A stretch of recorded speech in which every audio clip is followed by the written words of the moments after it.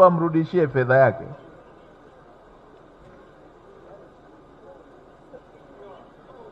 Waambie ningewakamata. Nimeheshimu tu sekta binafsi kwamba hatutaki kufrustrate sekta binafsi, lakini hatuwezi kukaa na taasisi zinatapeli hivi. Kabla ya mwisho wa mwezi wamrudishie fedha huyo kijana.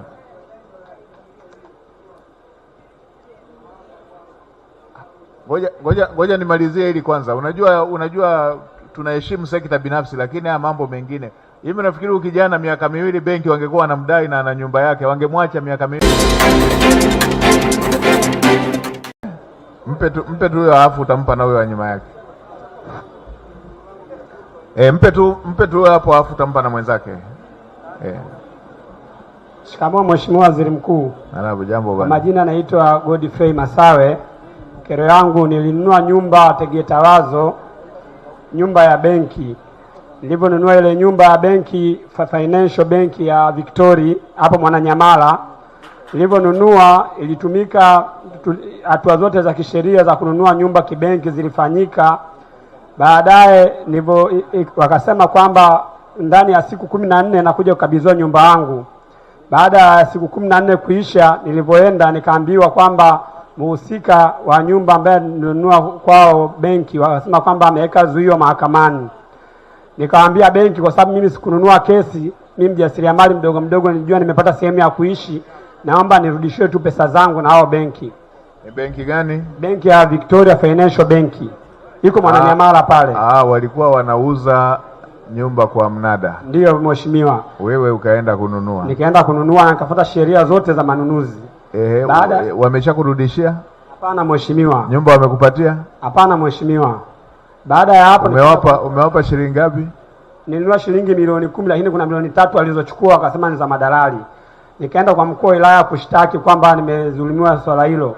Mkuu wa wilaya wa Kinondoni akanipa ushirikiano mzuri, akanipa wanasheria niongee nao. Wale wanasheria wakaniambia hili swala ni gumu sana, nenda kasubirie nyumbani mpaka mahakama itakapotoa tamko. Nikakaa miaka 2 Mheshimiwa na tangatanga. Hilo sio swala gumu. Sio swala gumu. Wewe ulikuwa unanunua nyumba, mahakama imeweka injunction, nyumba uliotaka kununua haujapewa fedha, ulishalipa. Wale benki wakurudishie fedha yako yote ama wakukabidhi nyumba.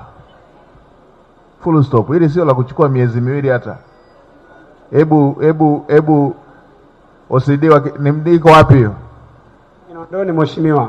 Miaka 2 nimekaa mpaka sasa hivi sijapata haki yangu. Haya, kwa heshima tu ya sekta binafsi ili tusifrustrate sekta binafsi, mkuu wa wilaya mpigie yule meneja wa hiyo benki wamrudishie huyu kijana fedha. Ndio wao haiwezekani mtu ambaye alikuwa adai fedha, alikuwa ana fedha yake mkononi, aanze kuzungushwa kwa matatizo ya madeni yao wanaodaiana. Wao ndo waliotangaza hilo tangazo la kuuza nyumba. Haijauzwa, amrudishie fedha yake.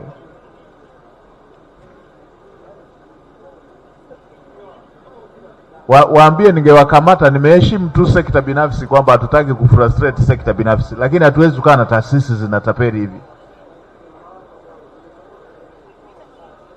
Kabla ya mwisho wa mwezi wamrudishie fedha huyo kijana.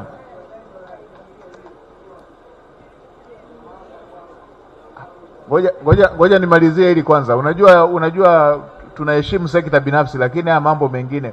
Hivi nafikiri huyu kijana miaka 2 benki wangekuwa wanamdai na ana nyumba yake, wangemwacha miaka 2 yule?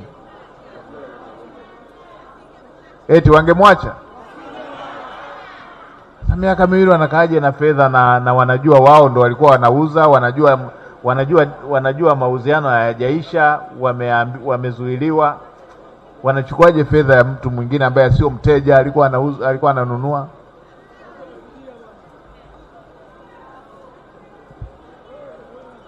Seriously, nimewapa heshima hii, wamedhaminiwa na sekta binafsi tu, kwamba tunaheshimu sekta binafsi. Warudishe fedha hiyo na ile ya madalali watakuja kuipata siku wakiuza hiyo nyumba, au yule ambaye wanamdai.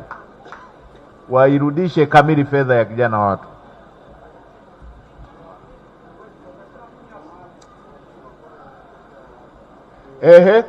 Kuna mwenye jambo jipya? Yametokea maafa.